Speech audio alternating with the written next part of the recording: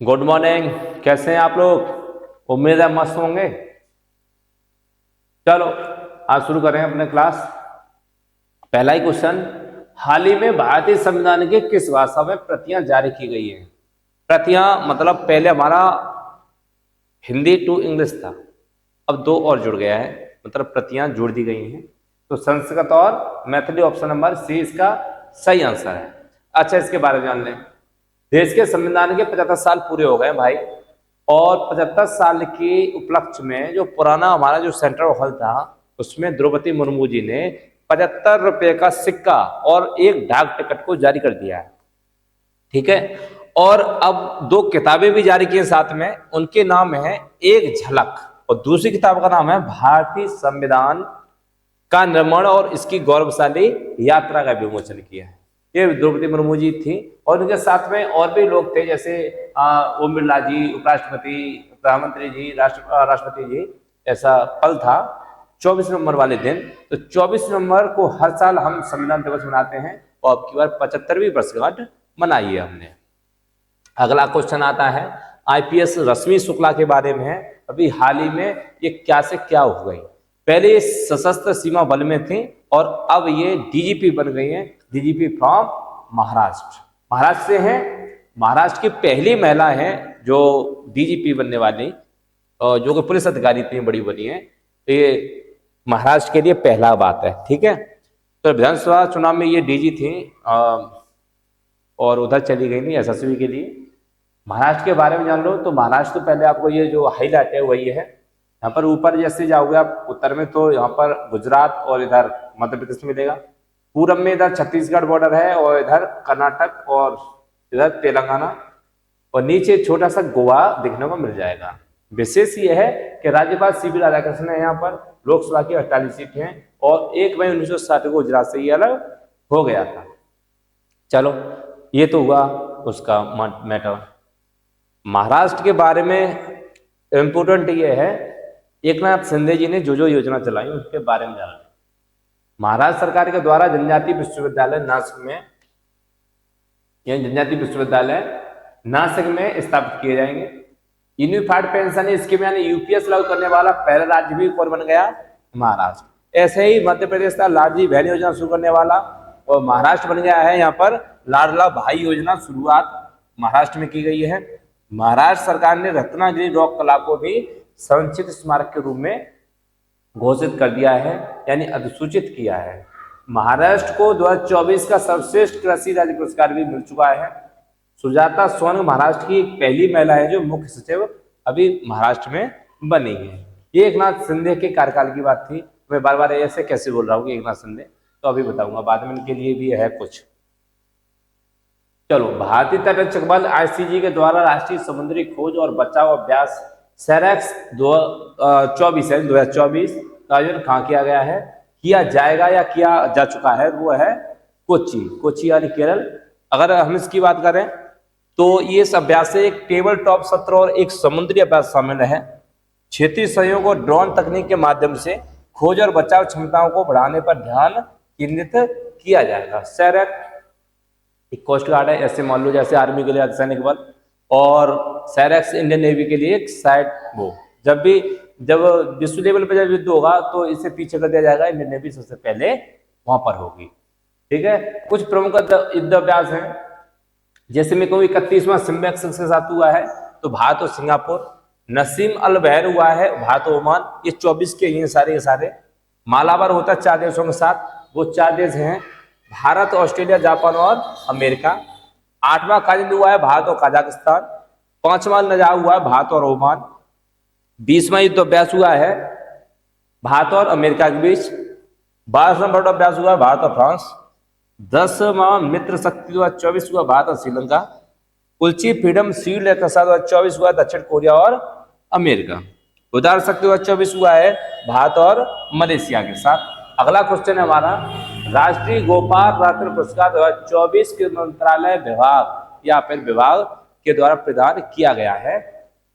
तो आपको दिख रहा होगा पशुपालन एवं डेयरी विभाग के द्वारा। इसके मंत्री कौन है? तो पहले तो मंत्री जान लें। मंत्री जी का नाम है Rajiv Ranjan Singh.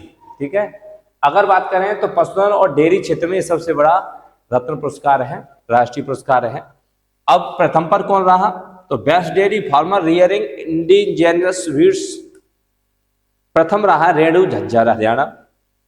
Best dairy cooperative company रही है गवत milk producers cooperative society limited, यानी अरावली गुजरात की है। बेस्ट आर्टिफिशियल इन्वेस्टिगेशन तकनीशियन AIT प्रथम रहा है भास्कर प्रधान, जो सुबर्णपुर ओडिशा से है। ये था इसका इंपोर्टेंट गौपाला। प्रमुख पुरस्कार की बात करें तो आप इसकी शॉट ले लें प्लीज, क्योंकि मेरे पास इतना बोलने का वो है नहीं, क्योंकि मुझे एक और क्लास करनी है, अभी एक क्लास करके आया हूँ, इसलिए बार बार मुझे मुंह में कुछ करने के लिए डालना पड़ता है। ये रेगुलर वाला है, वो आप इसकी शॉट लेते जाएं और देखते जाएं, ठीक है। चलो आगे बढ़े। इसके बाद अगला क्वेश्चन है हमारा, हाँ ये सम्मेलन में इसका भी एक बार इसकी शॉट ले लें या फिर इसको लिख लें या फ्यूज करके वीडियो इससे वॉच कर सकते हैं। चलिए आगे अगला क्वेश्चन है हमारा, हाल ही में टीचर एक्ट का अनावरण किसने किया है, तो ये धर्मेंद्र प्रधान जो हमारे शिक्षा मंत्री हैं, इन्होंने कर दिया है टीचरों को डिजिटल बनाने के लिए। टीचर थोड़ा AI VI सीख लें ताकि बच्चे भी डिजिटल हो जाएं। कब तक कम चलेगा किताबों से, सफारी गूगल क्रोम वगैरह इस टीचर ऐप में सब कुछ है। उद्देश्य शिक्षकों को भविष्य के लिए तैयार होना, कौशल अपना डेवलपमेंट करने के लिए, यानी कौशल से लैस करके भारत में शिक्षा को क्रांति में लाना है और डिजिटल शिक्षा करनी है। मैं मतलब समय के साथ बदलना है, ठीक है। कुछ ऐप और पोर्टल हैं, आप इसमें अभी इसकी शॉट ही ले लें, आप यूज करके आप अच्छे से पढ़ लें, जो 2024 में लॉन्च किए हुए हैं अलग अलग विभागों के द्वारा। अगला क्वेश्चन की बात करें तो अगला क्वेश्चन है हमारा, सेना परेड 2025 का आयोजन कहाँ होगा, ये होने जा रहा है पुणे महाराष्ट्र में। सेना परेड क्या है, 15 जनवरी को हुआ था। 15 जनवरी को ही हमारे एक वो थे M करियप्पा नाम के जनरल पहले थे, जब सेना बनी तो 1885 में बनी थी, 95 में, तो तब से सेना अंग्रेजों के पास थी। फिर अंग्रेज हमको सौंप के जाते हैं, तो पहले जनरल हमारे करियप्पा बने। जब हमारे जनरलों को सौंपा यहाँ पर, तो उसी दिन को हम ये दिवस मनाते हैं 15 जनवरी, यानी परेड दिवस या फिर थल सेना दिवस, ठीक है।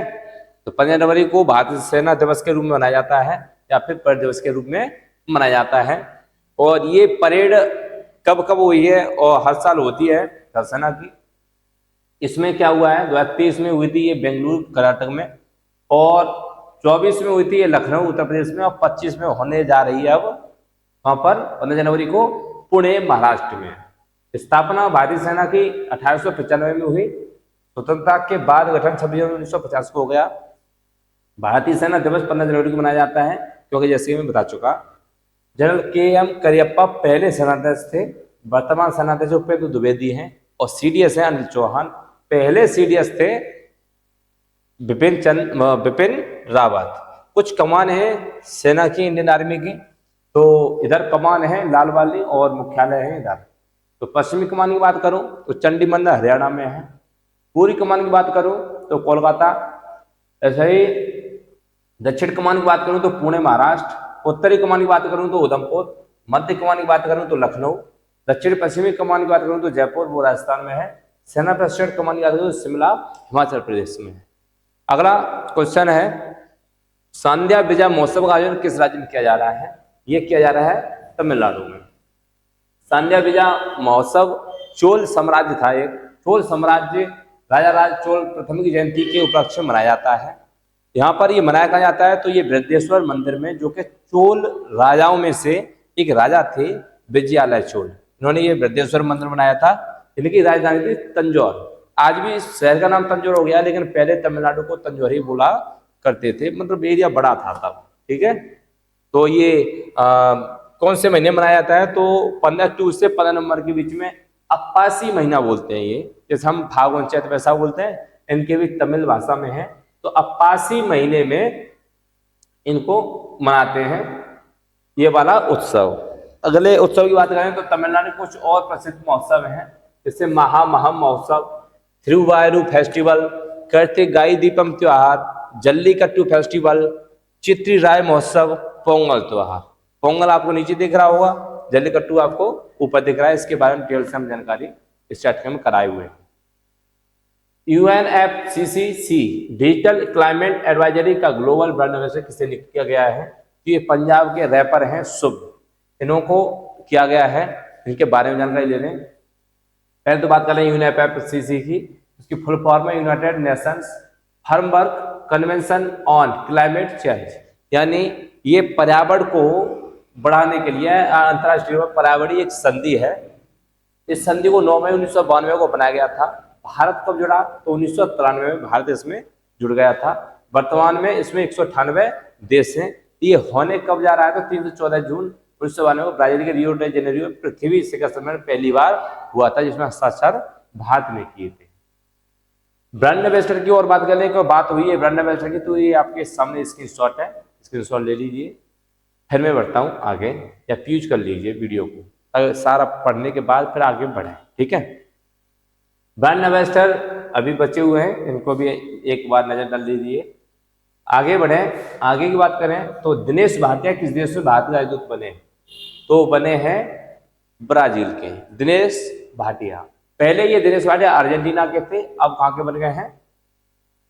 ब्राजील के बन गए हैं, और नाइजीरिया में रह चुके हैं, अर्जेंटीना रह चुके हैं, अभी हाल ही में ब्राजील के लिए, मालदीव के लिए भी रह चुके हैं, अब हाल ही में कहाँ पर बना दिए हैं? ब्राजील के लिए। ब्राजील को एक बात देख रहे हैं, जो आपको ये ग्रीन वाला दिख रहा है ये ब्राजील, ब्राजील के नीचे अर्जेंटीना, और सॉरी पहले ये उरुग्वे, ये पराग्वे, ये अर्जेंटीना, ठीक है। तो यहाँ पर ये रह चुके हैं, इनकी जानकारी में रहा होगा ये शहर। कल हमने IPL की बात की, जिसमें हमने पंत को सबसे महंगा खरीदा। उसके बाद दूसरे पर आए अय्यर, श्रेयस अय्यर, फिर वेंकटेश अय्यर, यजवेंद्र चहल के बारे में बताया, 8 करोड़ रुपए में उनको भी बुला गया, खरीदा गया है। अब एक बच्चा आ गया है, बच्चा नहीं, एक यशस्वी खिलाड़ी है, इसका नाम है वैभव सूर्यवंशी। उम्र कम है, लेकिन देखते हैं धमाका कितना बड़ा होता है। तो वैभव सूर्यवंशी सबसे कम उम्र के खरीदने वाले यानी बिकने वाले खिलाड़ी बन गए हैं। 26/11 मुंबई, हाँ इनके बारे में बात कर 1 करोड़ 10 लाख रुपए में, ठीक है। 26/11 का जो हमला था, 26 नवंबर सन 2011 मुंबई आतंकवादी हमलों में 16वीं वर्षी कब मनाई गई है? तो ये 26 नवंबर को मनाई गई है। ये खतरनाक हमला था, अचानक से कई आतंकवादियों द्वारा किया गया, और आतंकवादी पकड़े भी गए बाद में। मिशन हमारा कामयाब हुआ, लेकिन हमने कई लोगों की जानें गंवाई, ठीक है। आगे अगला फर्स्ट एंड फास्ट क्वेश्चन, ये आपके सामने है, आप पहचानते होंगे, कमेंट बॉक्स में लिखें। मैं इनकी बात कर रहा था, इनका नाम है एकनाथ शिंदे, और इन्होंने हाल ही में अभी अपने मुख्यमंत्री पद से इस्तीफा दे दिया है। ये आज की जानकारी है।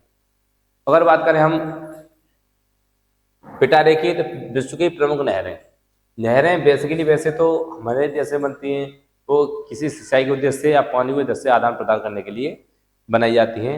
लेकिन विश्व लेवल में जो बड़े बड़ी जो नहरें हैं, उनको एक मार्ग बनाया गया है जो मर्चेंट के लिए है, यानी व्यापार के लिए उद्देश्य से बहुत ज़्यादा महत्वपूर्ण है। जैसे आप इस चार्ट से देख सकते हैं, जब हम यूरोप से इधर से जब पुर्तगाल से चलते थे, तो लोग ऐसे आते थे भारत के लिए समुद्री मार्ग से। अच्छा, आप कहोगे क्यों भाई, इधर से भी तो जा सकते थे, लेकिन जा सकते थे, लेकिन बीच में जो और देश थे, जगह जगह चुंगी लुटेरे, इनका सामना करना पड़ता था। अब इन्होंने रास्ता लगाया कि यहाँ से सीधे जाएं लाल सागर, थोड़े से मिस्र और इजराइल है, उसके बीच से एक रास्ता खोद दी, उसको हम बोलते हैं नहर, इसका नाम था स्वेज नहर। और स्वेज नहर को पार करते ही कहाँ पर? भूमध्य सागर पहुंच जाओगे। भूमध्य सागर से तैरते हुए निकल जाओगे, अब सीधे कहाँ पर पहुंच जाओगे? पुर्तगाल या यूरोप के देशों में। इसीलिए ये नहरें बड़ा ही इंपॉर्टेंट हैं व्यापार की दृष्टि से। अगर मैं इन नहरों की बात करूं तो पिटारे में इनकी लोकेशन स्वेज नहर है, मिस्र में, जो भूमध्य सागर और लाल सागर को जोड़ती है। वहीं पनामा नहर की बात करें तो पनामा शहर में पड़ती है ये प्रशांत महासागर और कैरिबियन सागर को जोड़ देती है। कील नहर है, वो जर्मनी में है, उत्तरी सागर और बाल्टिक सागर को जोड़ती है। गोटा नहर है, वो स्वीडन में है और स्कॉटहोम और गुटेनबर्ग के बीच में है। सू नहर की बात करें तो संयुक्त राज्य अमेरिका सुपीरियर झील और ह्यूरन झील के बीच में है। और भाई इरी नहर की बात की जाए तो संयुक्त राज्य अमेरिका और इरी झील और मिशिगन झील के इन दोनों को जोड़ देती है।